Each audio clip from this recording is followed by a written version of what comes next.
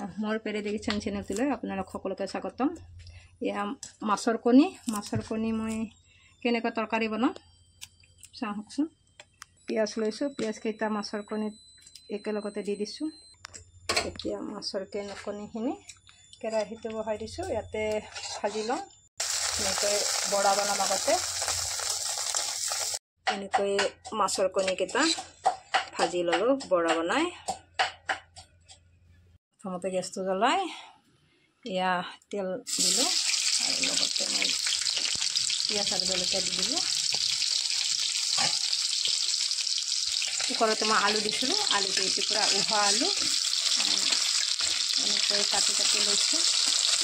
আলুকেইটা ধৰক ভাজি লওঁ ধুনীয়াকৈ। ইয়াতে হালধি আৰু নিমখ দি দিওঁ। নিমখটো দিলোঁ, এনেকৈ ভালদৰে লৰাই এতিয়া ইয়াতে নহৰুখিনি দি দিছোঁ।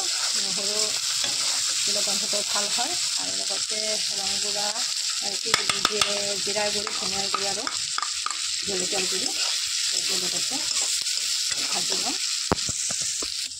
যিটো একেবাৰে অসমত ৰাখি দিছোঁ।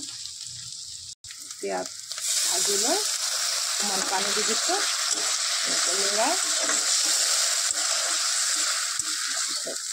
আকৌ দি দিলোঁ।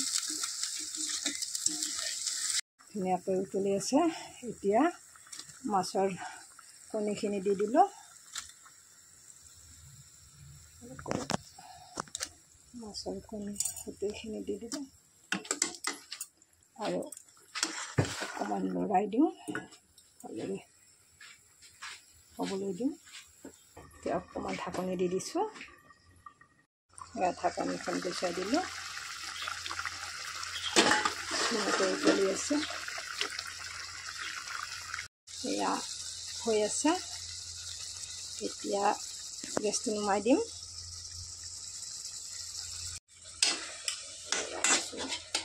এনেকৈ আপোনালোকে বনাই খাই চাবচোন, বহুত ভাল লাগে মাছৰ কণী। এয়া হৈ গ'ল মাছৰ কণী।